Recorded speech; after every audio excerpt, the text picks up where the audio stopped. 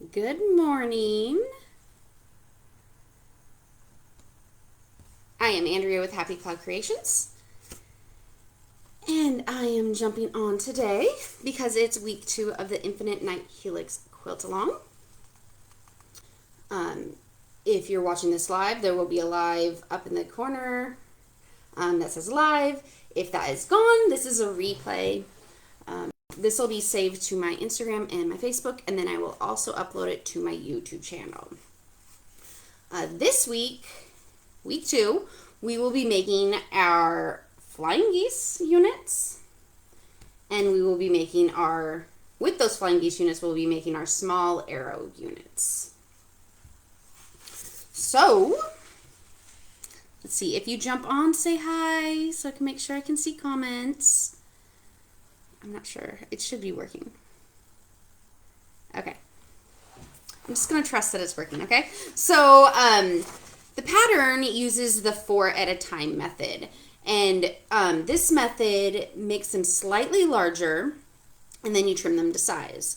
In my previous patterns, when I first started using flying geese, I would use the 4 at a time no waste method. In this method, I would still trim a tiny bit, but some people, if they use too big of a seam, their flying geese would end up too small. So I feel like this method where it makes them slightly larger and then you trim them to size, you can get more accurate flying geese this way. Okay, good. I can see comments on Facebook. Hello, Nancy, Lori, Rose, Barbara. Good morning. Good morning. So the flying geese are on page 4. And this is the 4 at one time method. So if you're like, I really hate this method, first, if you've never tried it on some scrap fabric and go through it and see if you like it. I love it. After using it several times, I feel like it gets easier and they turn out better. The very first time I made it, they totally didn't turn out. But the more you use that method, they turn out nice. But if you don't like that, the very, very last page of the pattern has a supplemental for alternative flying geese methods. We have the 1 at one time flying geese method and the half square triangle flying geese method. I'll go over those today too. I'm going to go over the 4 at one time first, and then I'll go over these as well. So if you don't like the 4 at a time method, you can try the 1 at a time method and the half square triangle method. If you use those methods, last week when you were cutting your fabric, you should have cut these pieces listed here instead of the pieces in the cutting requirements that had an FG next to them. The FG indicated those were the pieces needed for the flying geese. All right, so if you guys have any questions as we go along, just make sure to let me know. I'm getting comments. I'm not sure how close to real time they are, but I am getting comments, so that's good.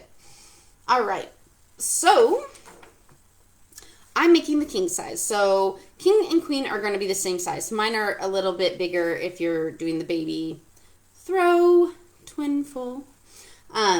So first you're going to need your large piece. So here it indicates how many. So the A, D, B, D, DA, DB, and DC flying geese, you're going to make these 3 times, and then that DC, only 2 combos of that. And then each combo makes 4 flying geese. So I'm using my B color with my background color. First, what I do is I take my ruler. I like using my little small guy. It just makes it a little easier. You can use your long 6 by 24. That works too, but this is just a little less cumbersome. So I use this, and I place it on my squares, and I use my hair marker.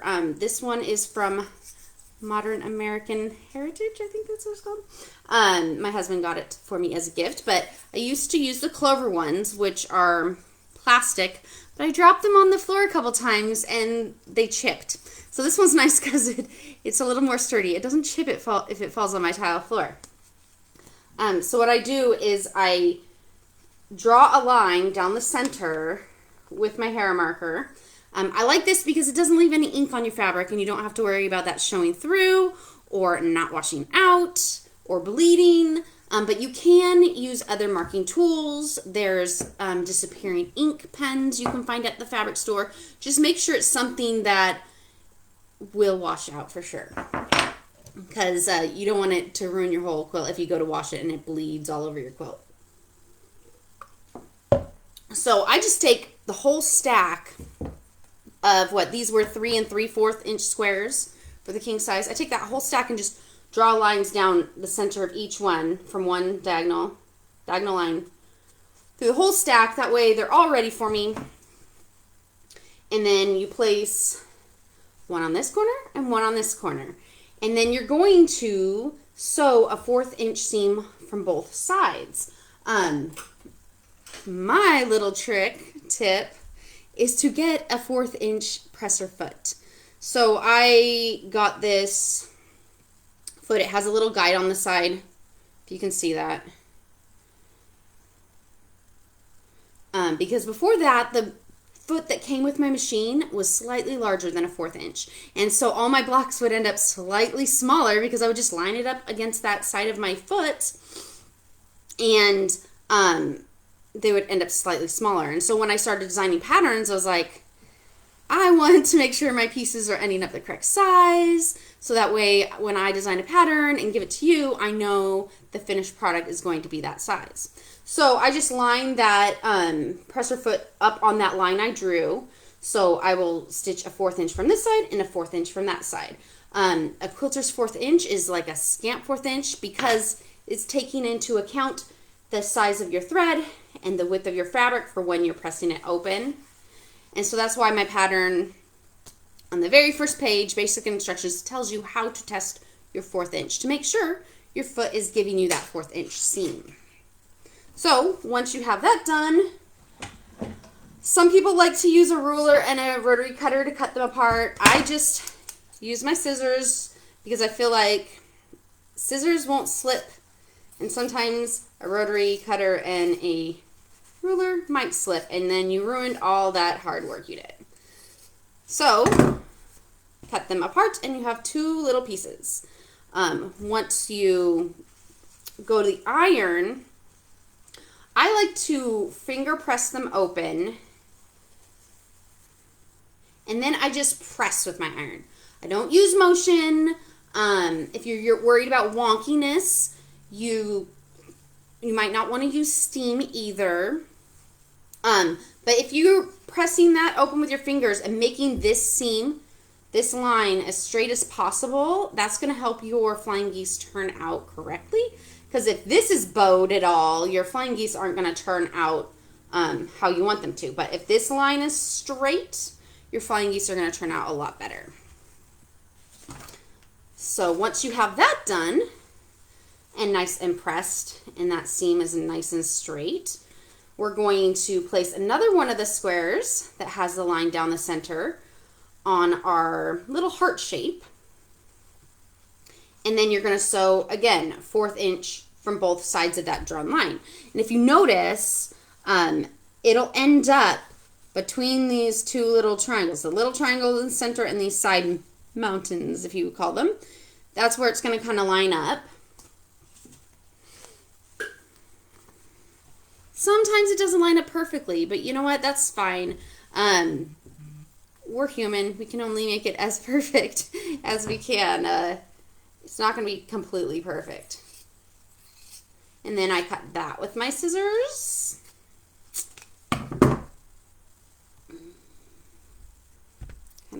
My phone's covering up the comments. Nancy says she uses silver soap and then it goes away. So when she marks her line, she uses silver soap. That's a good idea. So this will give you 2, and then the other heart will give you 2. And so then with this, again, I just finger press it open, and then I press with my iron. And these are going to be slightly larger than needed. So if you see, this is one that has not been trimmed. And this is one that has. So you can see it's slightly larger. Not a ton, so you're not wasting a ton of fabric. It's just going to be slightly larger. And when I go to trim these, you're going to utilize all the lines on your ruler. In the pattern, it'll tell you down here what the half width of your flying geese is, and that's where you're going to want to line this little point up with. So the king size, you're going to want it to come out to 3 1/4 by 6 inches wide. So we're going to find this 3-inch line on our ruler, and you're going to want to line that up with the dot. And another thing you're going to want is you're going to want to have 1/4 inches from the top of that little triangle, because once you go sewing them together, you don't want to lose your point. So making sure it's a 1/4 inch from the top of the ruler, that dot, and 3 inches from the side. Sometimes most rulers will have a diagonal. You can use that as well. But then I also like to make sure the 6 and 3 1/4 and the 6 and 3 1/4 are lining up right on these diagonal lines as well when you're going to cut it out. It can take a little practice, and some of these sizes in this pattern are a little funky, where you're going to cut just because the end result, the size of a quilt, that's how I determined what size each flying geese would be, because like 3 1/4 by 6 inch flying geese isn't a typical size flying geese. So you usually have like a 2 1/2 by 4 1/2, you know, those kind of numbers. So it's a little trickier. So you just want to make sure to notice your spots on your ruler. You can also take like some washi tape and mark them on your ruler where you're wanting these points to line up, so that once it's done, you have a 3 1/4 by a 6 inch flying geese. I love my Creative Grid flying geese ruler, Judy says. Oh, do they have I know I've heard of, what's it, like a wing clipper or something? They have a good flying geese ruler. That's a good idea, because it'll show you exactly where you need to trim them up. I just go with what I have. So I probably should invest in one. Since I do make too many flying geese. I'm sorry about that. I know a lot of you guys hate flying geese, and that's why the baby size does not have any flying geese. So if you hate flying geese, try the baby size out, and you don't have to make the 2 side columns. The 2 side columns of this pattern is what has the flying geese. So if you're making the baby size, it's just a center column. So does anybody have any questions about the 4 at 1 time flying geese? Pretty straightforward, and they come out pretty good if you trim them correctly. If you're not looking at the lines correctly, you might accidentally get more fabric on this side than that side. But, you know, that's not the end of the world. If you trim them and they don't turn out perfect, it is still going to be a nice, cozy quilt, okay? So people aren't going to be picking it apart. You're probably the only one that will be picking it apart, right? So we got that 4 at 1 time flying geese. No questions, no questions. Okay, so we go to the very last page if you're wanting to do the 1 at 1 time flying geese. These can be a little simpler to make, but there's going to be more waste. So like fabric that you're going to be throwing away. Just personally, like the parts that you're cutting off are going to be super small triangles. You could sew those together and make a super tiny half square triangle, but I don't like doing that. What I typically do, we'll take all these little trimmings and put them in a big Ziploc bag, and then I'll give them to my daughter, and she'll use them for arts and crafts. Sometimes she'll like glue them to paper and make her own little designs, which is fun. So they won't go to waste. It's just I wouldn't sew them together. Some people like using these little tiny scraps and sewing them together for half square triangles, which you could do. So what you're going to do is take your square again, draw a line from the center, diagonal, one corner to another, and place it on your rectangle. Right sides of fabric together. And then you're going to want, depending on what marking tool you do. So my line doesn't end up super thick. So I like to sew right up next to the side of it. I take my foot and let's see. I line this center piece up right on that line, and my needle chops right next to my line. If your line is super thick because you're using a marker, you're going to want your needle to chomp into the side of that line toward the outside that you're going to be cutting off. Because if you sew a line too inward down here, your flying geese is going to end up too small. But if you sew it more on the outside or toward the center, it's going to end up right. And so what you're going to do is sew that right next to that line, and then you can even check. You can finger press this open and make sure all these corners are lining up. You can even press it that way before you cut these back layers out. And if it's not lining up correctly, you can keep one of these back layers, this very back layer, because you're going to want your flying geese to end up this size, the 3 1/4 by 6 inches. So if you press that, you'll know where to sew, where your rectangle should end up. I typically will just press it open and trim it. And then once the flying geese is totally done, I'll measure it to make sure it's correct. But I noticed once, if you just sewing right on the outside of that line, they turn out pretty good. This is a great way to make flying geese if you're wanting to go scrappy. If you just have little scraps of fabric and you don't have big squares like the 4 at 1 time requires. So then we're going to press that open, finger press it with our iron. No motion. Motion can make it wonky. And then we're going to have still a 3 1/4 by 6 inch rectangle. And then we're going to do the other side. A line on our square, the back of our square, right sides of fabrics together. And sew right up next to that line. My thread is white, so it's kind of hard to see. I should have sewed on the black fabric for you guys to see this one. I like using these older cotton steel fabrics I have in my stash.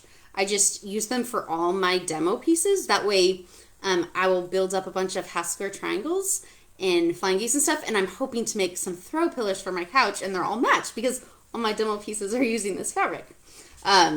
So we got our second square sewn on, and then I just trim about a 1/4 inch from that sewn line. Finger press this open and then press with your iron, and this should end up the 3 1/4 by 6 inches perfectly, and you shouldn't have to trim anything off. If you want to make sure, you can go through and measure them and make sure they are perfectly 3 1/4 by 6 inches. Ta-da. The reason I like the 1 at 1 time as well as the 4 at 1 time, you're not getting a seam down the center like you would with the half square triangle one. Does anyone have questions with this one? I noticed to make them accurate, not doing any motion with your iron. That really helps making them crisp and straight lined. So we got these little pieces I'll save for scraps for my daughter. And then we'll go on to the half square triangle one. Does anyone have questions with this one? You're basically cutting the same size pieces in both colors, all the colors actually. So I like to make my half square triangles slightly larger than needed, and then we trim them to size. They turn out better that way. Then you get nice edges on all 4 edges. So you would be cutting out, if you're doing the king or queen, would be 4-inch squares. And you would just draw a line from top to bottom. I typically like doing it on the lighter color fabric. Sometimes it's easier to see than a darker color fabric. And then again, I'll just take my foot, line it up with that center line, and stitch a 1/4 inch on both sides of the line.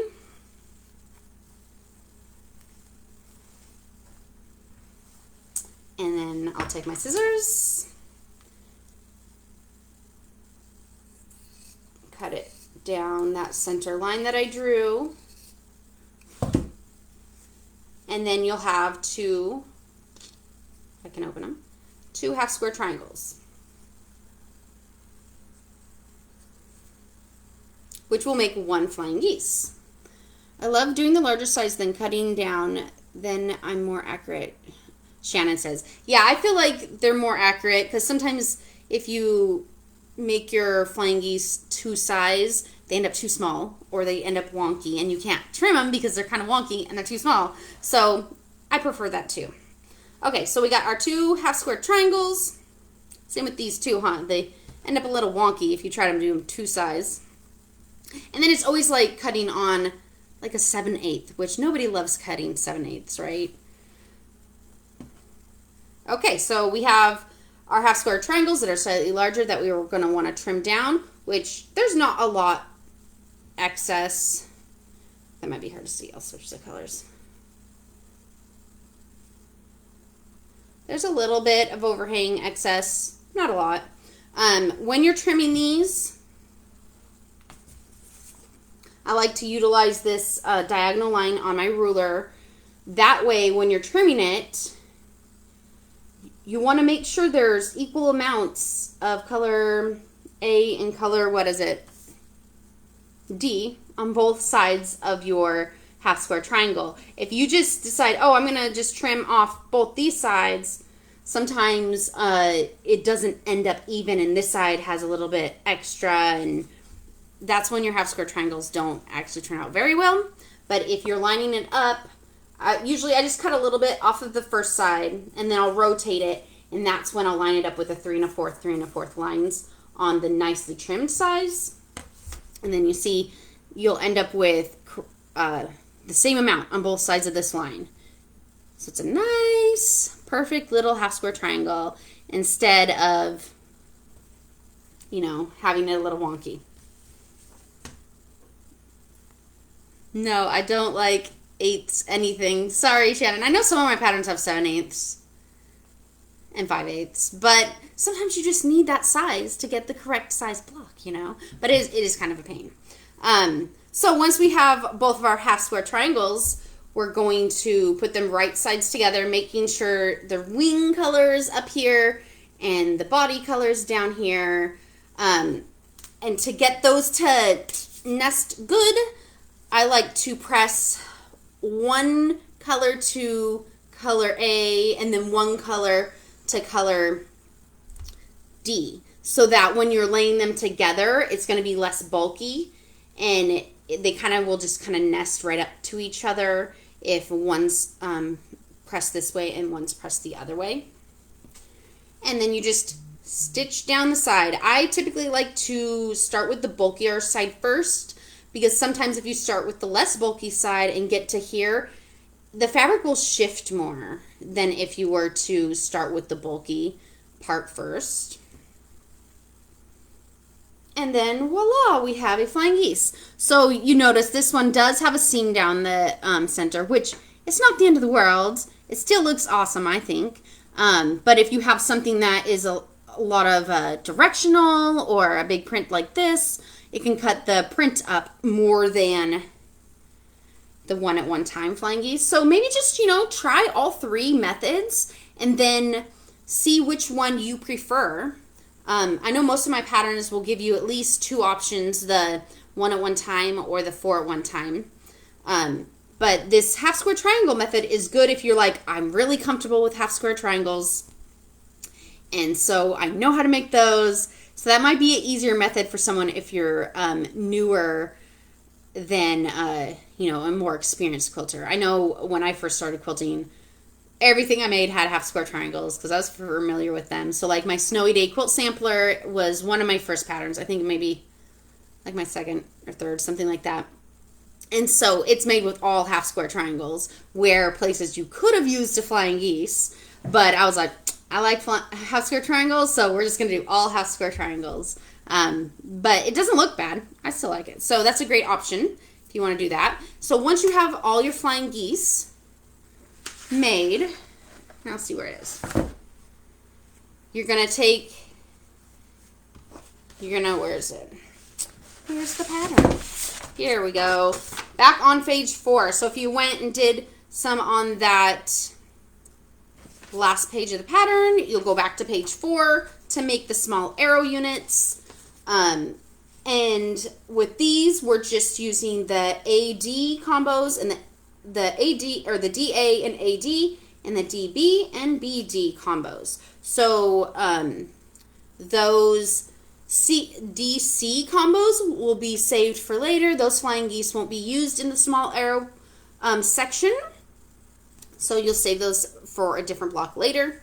To make these, they're very simple. With you take both your flying geese right sides of fabric together, and then when you're sewing them together, I like to have the piece with the point facing toward me. That way when I'm stitching the 1/4 inch seam, you notice that you're not going in toward this triangle right here. You want your line to line up on the outside of that little tip of that triangle seam. That way when you go and iron and press them open, you don't lose your point. And it turns out like this. So you should have, I don't know how many of these.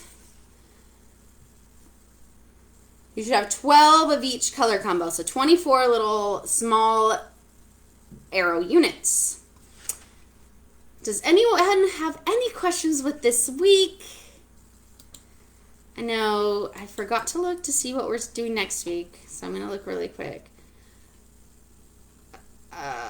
Okay, so next week we're doing the large arrow units, the diamond in square, and the diamond in rectangle units.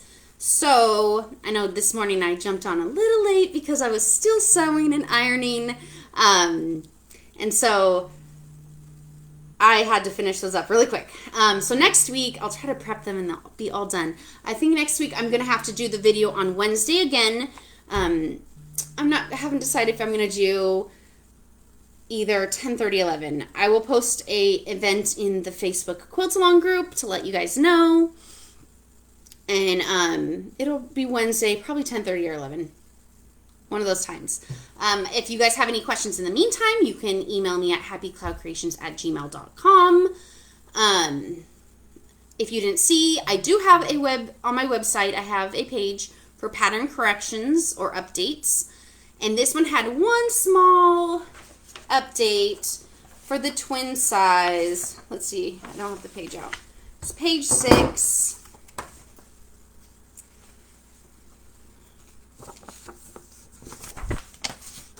Page 6, block A. In here, the cutting instructions in the beginning of the pattern are fine, but in here it says 2 3/5, which is incorrect. It should say 2 3/4. So if you're ever wondering if there's any pattern corrections on any of my patterns, you can go to happycloudcreation.com and it's on the menu, pattern corrections or updates, to find any of those updates.